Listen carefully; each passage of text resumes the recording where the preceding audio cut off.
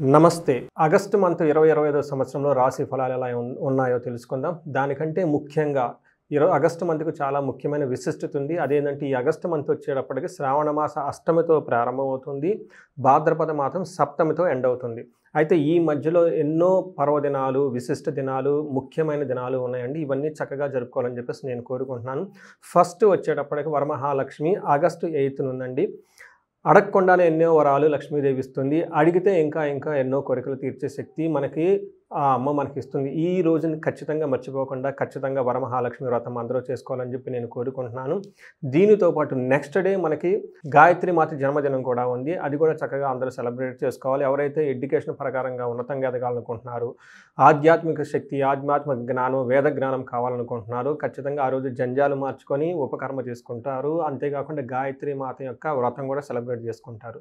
లాస్ట్‌గా అత్యంత ముఖ్యమైనది వినాయక చవితి. ఇది మనకి 27వ తారీఖున వస్తుంది. సిద్ధి బుద్ధి ప్రదాత. ఎవరికైతే అనుకున్న పనుల్లో సక్సెస్ కావాలనుకుంటున్నారో, వాళ్ళ ఇంట్యూషన్ చాలా స్ట్రాంగ్‌గా ఉండి, బుద్ధి చాలా స్ట్రాంగ్‌గా ఉండాలనుకుంటున్నారో వాళ్ళు కూడా వినాయక చవితి యొక్క వ్రతాన్ని ఖచ్చితంగా చేసుకోవాలని నేను కోరుకుంటున్నాను. ఈ మాసం అంతా మీరందరూ ఆధ్యాత్మికంగా ఉండి వరలక్ష్మి వ్రతాన్ని, దానితో పాటు శ్రావణ సోమవారాలు, మంగళవారాలు కూడా సెలబ్రేట్ చేసుకుంటారని చెప్పేసి, మీ అందరికీ అష్టైశ్వర్యాలు, భోగభాగ్యాలు కలగాలని చెప్పేసి నేను కోరుకుంటున్నాను.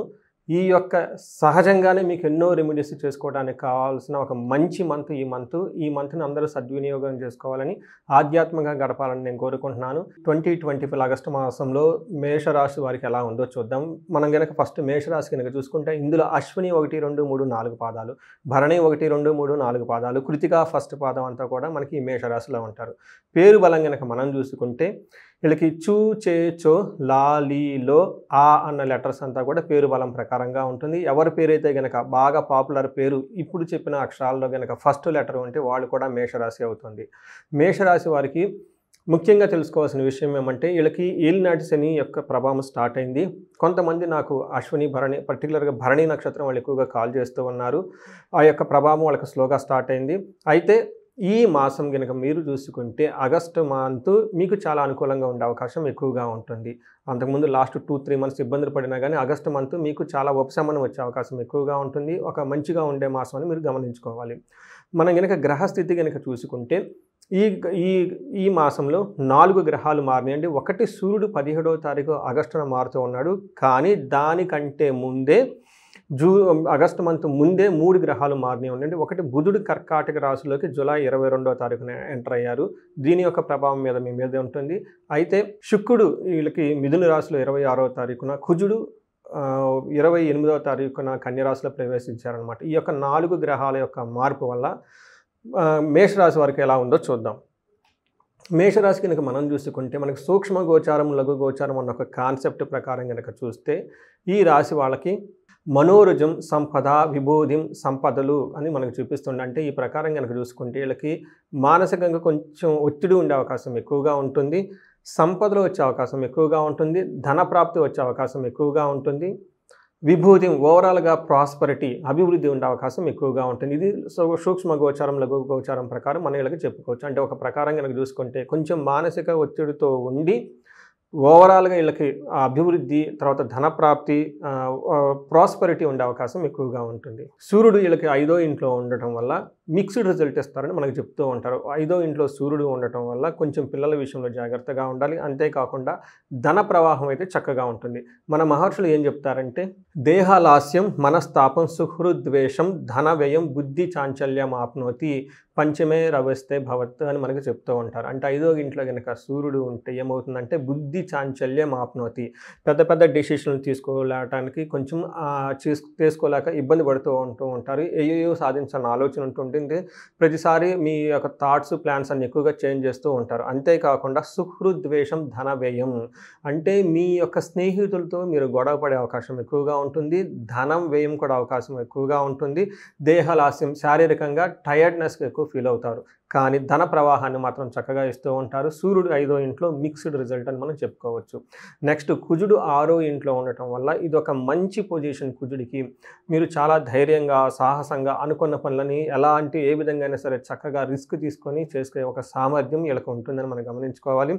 మనకి 6వ ఇంట్లో కుజుడు మంచి చేస్తూనే కొన్ని ఛాలెంజెస్ కూడా తీసుకొని వస్తున్నారు. ఫస్ట్ గనక మనం గనక చూసుకుంటే వీళ్ళకి శాస్త్రాల్లో ఏం చెప్తారంటే కుజుడు 6వ ఇంట్లో ఉండటం వల్ల వస్త్రలాభో, ధాన్యలాభో, ధనలాభో యథాశక్తి మనల్లాసో ధర్మసిద్ధి షష్టమస్తేత్ భవేత్ కుజో అని మనకి శాస్త్రాలు చెప్తూ ఉంటారు. ఈ ప్రకారం కనుక మనం చూసుకుంటే వీళ్ళకి వస్త్రలాభం ఉంటుంది, ధనలాభం ఉంటుంది, ధాన్యలాభం ఉంటుంది, యశో తదహ వీళ్ళు చేసిన పనికి మంచి కీర్తి ప్రతిష్టలు వచ్చే అవకాశం ఎక్కువగా ఉంటుంది. అంతేకాకుండా మనోల్లాసో మనసు అంతా చాలా చక్కగా హ్యాపీగా ఉండేసి ఎలాంటి బాధలు చింతలు లేకుండా వాళ్ళకున్న చిన్న చిన్న బాధలు కూడాను అసలు ఏమాత్రం బాధలు లేనట్టుగా ఉండే రిస్క్ టేకింగ్ ఎబిలిటీస్లకు చాలా పెరుగుతుంది. ధర్మసిద్ధి మీ మైండ్ అంతా చక్కగా మంచి పనులు చేయాలి, ఉన్నతంగా ఎదగాలి అని ఒక ప్లానింగ్ చేసుకొని ఒక ఎనర్జెటిక్గా ఉండే విధంగా మీకు ఈ మంత్ అంతా ఉంటుందని మీరు గమనించుకోవాలి. అయితే కుజుడు కొంచెం ఛాలెంజెస్ కూడా తీసుకొని వస్తున్నారు. ఒకటి 9th హౌస్లో ఉండటం వల్ల తండ్రికి సంబంధించిన విషయాలు కొంచెం జాగ్రత్తగా ఉండాలి. కొంచెం భార్యతో సపరేషన్, కొంచెం ఎడమొహం పెడమొహంగా ఉండే అవకాశం కూడా ఎక్కువగా ఉంటుంది. మనకి శుక్రుడు అగైన్ 3వ ముఖ్యమైన గ్రహము శుక్రుడు కూడా వీళ్ళకి చాలా మంచి చేస్తూ ఉన్నారు. ఈ ప్రకారం కనుక చూసుకుంటే మేషరాశి వాళ్ళకి శుక్రుడు వచ్చేటప్పటికి వాణిజ్యం, గత జీవన రాహిత్యం అని చెప్తూ ఉంటారు. అంటే ఒక రకంగా కనుక చెప్పగలంటే వీళ్ళకి మీ మాటకి పలుకుబడి పెరగటము, సమాజంలో గౌరవంగా ఉండటము, తర్వాత అనుకున్న పనులన్నీ చక్కగా జరుగుతూ ఉండే అవకాశం ఎక్కువగా ఉంటుంది. కానీ బిజినెస్లో మాత్రం కొంచెం స్టాగ్నేటెడ్గా ఉండేసి కొత్త ఆపర్చునిటీస్ వచ్చే అవకాశం ఎక్కువగా ఉంది. బట్ అవి ఎన్కాష్మెంట్ చేసుకోవడానికి కావాల్సిన టైం అయితే పట్టే అవకాశం ఎక్కువగా ఉంటుంది. ఈ ప్రకారం కనుక చూసుకుంటే కుజుడు చక్కగా ఉన్నారు, శుక్రుడు చక్కగా ఉన్నారు. వీటితో పాటు సూర్యుడు మాత్రం కొంచెం మిక్స్డ్ రిజల్ట్ ఇస్తున్నాడని మనం చెప్పుకోవచ్చు. మనం కనుక నక్షత్రం ప్రకారం కనుక చూసుకుంటే వీళ్ళకి అశ్విని, భరణి, కృతిక 3 నక్షత్రాలు ఈ రాశిలో ఉంటారు అని మనం చెప్పుకోవచ్చు. ఉంటాయని మనం చెప్పుకోవచ్చు. మనం కనుక చూసుకుంటే వీళ్ళకి నక్షత్రం ప్రకారం కనుక చూసుకుంటే అశ్విని వాళ్ళకి జయప్రదంగా ఉంటుంది, ధన ప్రవాహం చాలా చక్కగా ఉంటుంది, ధనలాభము చక్కగా చూపిస్తూ ఉంటుంది. ఛాలెంజెస్ కనుక మనం చూసుకుంటే బంధనము, ధనహీనత అన్ని 2 చూపిస్తూ ఉంటుంది. ఒకటి వీళ్ళకి స్టాగ్నేటెడ్ పొజిషన్స్లో ఉండి ఎలాంటి డెసిషన్ తీసుకుంటే ఏమవుతుంది అంటే ఒక అనిశ్చితి అనేది ఎక్కువగా ఉంటుంది. ఇలాంటి సందర్భంలో వీళ్ళు జ్యోతిష్కుల్ని కలిసినా లేదంటే ఎక్స్పర్ట్స్ని కనుక కలిసినా కానీ వీళ్ళకి సరైన డైరెక్షన్ దొరికే అవకాశం ఎక్కువగా ఉంటుంది. రెండోది ధనహీనత, అంటే ధనం ఎంత ఉన్నా కానీ ఎక్కువగా విపరీతంగా ఖర్చు అయిపోయేసి అగైన్ ధనానికి బాధపడాల్సిన సిచ్యువేషన్స్ అయితే వీళ్ళకి ఉంది. అశ్విని నక్షత్రం వాళ్ళకి. భరణీ నక్షత్రం వాళ్ళకి నాకు చూసుకుంటే వీళ్ళకి జయము అంతా జయప్రదంగా ఎక్కువగా ఉంటుంది, ధనలాభం కూడా చక్కగా చూపిస్తుంది. కానీ బంధించబడినట్లుండే పరిస్థితి కూడా ఎక్కువగా ఉంటుంది.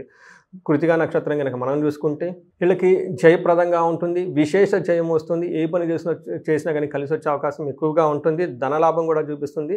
కానీ ఒకటి బంధించబడినట్లుండే పరిస్థితి ఎక్కువగా ఉంటుంది. దీనికి మనం ఇందాక చెప్పుకునే విధంగా అనిశ్చితి ఎక్కువ ఉంటుంది. మీకు ఎలా డెసిషన్ తీసుకుంటే ఏమవుతుందా అని ఈ టైంలో ఆస్ట్రాలజర్స్ని కలిసినా కానీ, గురువుని కలిసినా, సబ్జెక్ట్ మ్యాటర్స్ ఎక్స్పర్ట్ని కలిసినా వాళ్ళ యొక్క సజెషన్స్ తీసుకొని ముందుకెళ్తే చక్కగా కలిసి వచ్చే అవకాశం ఎక్కువగా ఉంటుంది.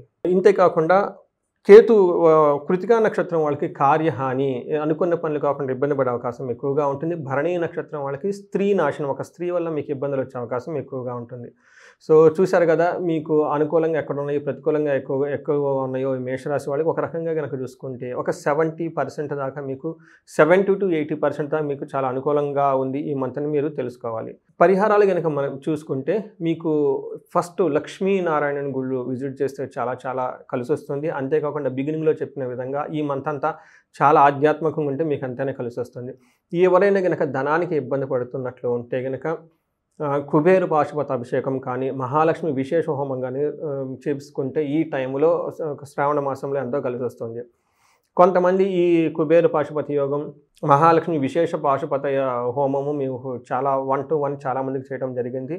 అయితే చాలామంది ఇవి ఖర్చుతో కూడుకున్నాయి కాబట్టి మాకు సామూహికంగా ఎప్పుడైనా కనుక చేస్తే ఇంటిమేట్ చేయండి, ఇన్ఫామ్ చేయండి, మేము ఉత్సాహంగా ఉన్నాము, పార్టిసిపేట్ చేస్తామని చాలామంది అడగడం జరిగింది. అయితే ఇది ప్రతి ఒక్కరికి ఇది ఒక అవకాశం రావాలనే ఉద్దేశంతో ఆగస్టు మంత్ 21, 22 తేదీల్లో 21వ తారీఖున కుబేరు పాశుపత అభిషేకము, 22వ తారీఖున మహాలక్ష్మి విశేష హోమం చేయటం జరుగుతుంది. కుబేరు పాశుపతం యొక్క ముఖ్య ఉద్దేశం ఏమంటే మీకు ధనం స్థిరంగా మీ ఇంట్లో ఉండాలి, సంపదలు పోగవ్వాలి అనే ఉద్దేశంతో. రెండోది స్థిరలక్ష్మి, అంటే మీకు రెండో రోజు వచ్చేటప్పటికి మహాలక్ష్మి విశేష హోమం చేస్తాం. దీని యొక్క ముఖ్య ఉద్దేశం ఏమంటే ఆ రోజున మీకు ఈ హోమం తర్వాత శీఘ్రంగా మీకు ధనం రావటానికి, అలానే నష్టద్రవ్య ప్రాప్తి, మీరు గనుక ఎక్కడైనా గనుక ఇన్వెస్ట్‌మెంట్లు చేసినా, డబ్బులు మీరు ఎవరికన్నా ఇచ్చినా, ఆ డబ్బు తిరిగి మీకు రాకుండా, లేదంటే మిమ్మల్ని ఎవరైనా డబ్బు విషయంలో మోసం చేసినా గానీ, తిరిగి ఆ ధనం చాలా త్వరగా మీకు రావటానికి మహాలక్ష్మి విశేష హోమం గూడా జేయటం జరుగుతుంది. సో, ఈ అవకాశాన్ని ప్రతి ఒక్కళ్ళు సద్వినియోగం చేసుకోవాలని చెప్పేసి నేను కోరుకుంటున్నాను. ఈ మాసంలో ఇందాక చెప్పిన విధంగాను మీరు వరమహాలక్ష్మి వ్రతాన్ని వినాయక చవితిని భక్తి శ్రద్ధలతో జరుపుకొని, మీ ఈ మాసంలో మీ జాతకంలో ఉన్న దోషాలు, గోచారంలో ఉన్న గ్రహ దోషాలన్నీ పోయేసి మీకు అష్టైశ్వర్యాలు, భోగభాగ్యాలు కలగాలని చెప్పేసి నేను కోరుకుంటున్నాను. ధన్యవాదములు.